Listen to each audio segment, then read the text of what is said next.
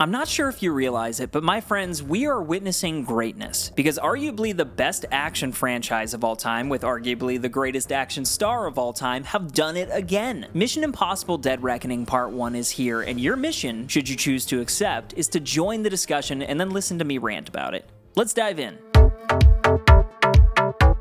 What's up, everyone, and welcome back to Jones Vibes, and today I'm impossibly excited to be talking about Mission Impossible Dead Reckoning Part 1, the newest installment to the franchise from Christopher McQuarrie and Tom freaking Cruise. But right off the top, hit the like button if you're a fan of this franchise. For me, and this is obviously just my opinion, it's the greatest action franchise of all time. Undisputed. What did he say? Over James Bond, over everything. Somehow, every movie manages to either maintain the quality and up the stakes, or raise the quality and raise the stakes. It's insane. Honestly, after watching Mission Impossible Fallout a couple times, I made the decision that it was my favorite action movie of all time, period. But damn, now we have another, and that is exciting. But before I get going, I do want to let you know that this is mostly going to be a spoiler-free review. There may be some spoilers near the end, but I'll make sure to give you a warning before I get to them. And as for my initial thoughts of this movie, I should just get this out of the way, and I'll probably say it again, but I absolutely loved this movie. It blew me away. Honestly, I was just so happy to be sitting and watching a Mission Impossible film in a theater again, but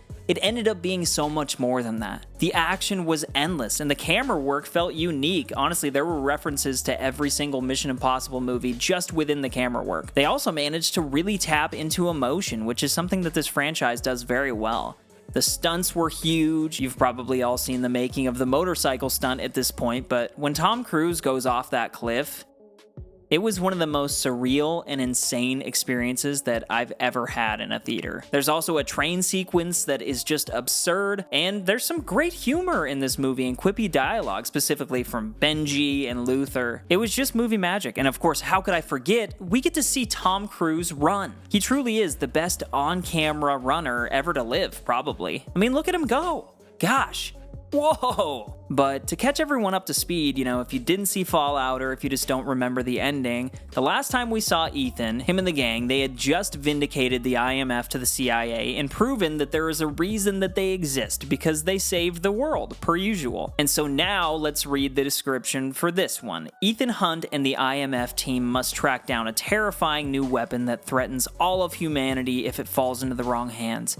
With control of the future and the fate of the world at stake, a deadly race around the globe begins.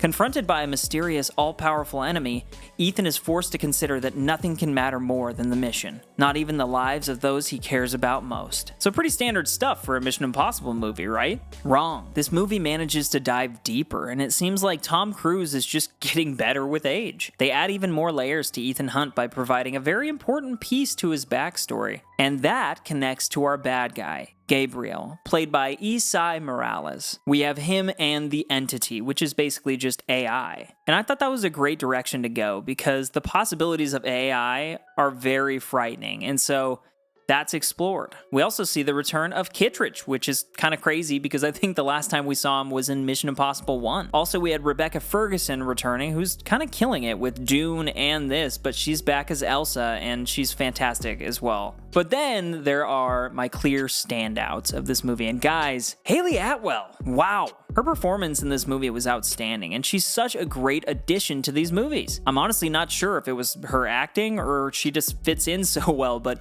her character of Grace, her and Ethan worked so well together, and some of their action sequences towards the end were so dope. Just something about her charm and style just fit this movie very, very well. But then my other highlight, you might know her as Mantis from GOTG, but Palm Klementieff plays Paris, this sick, henchman with white face paint carrying around a freaking pipe as a weapon. I just want to say, she stole every scene that she was in. Also, Vanessa Kirby as the White Widow is back, and she rocks. There was a lot of powerhouse female performances in this movie. And something that I thought was really cool and unique about this film is that it managed to be a part one with an end. I walked out extremely satisfied, yet also excited for the next part. Sometimes movies can leave you too much on a cliffhanger, And as fun as that can be, you're left in agony for sometimes years. This movie can stand on its own. Yet the main plot is left unresolved, and I just can't believe that we're getting more of this. Tom Cruise is single-handedly saving cinema right before our eyes. But yeah, Mission Impossible Dead Reckoning Part 1 was the movie event of the summer for me, and I cannot recommend getting out to the theater and seeing it enough. You will absolutely have a good time, but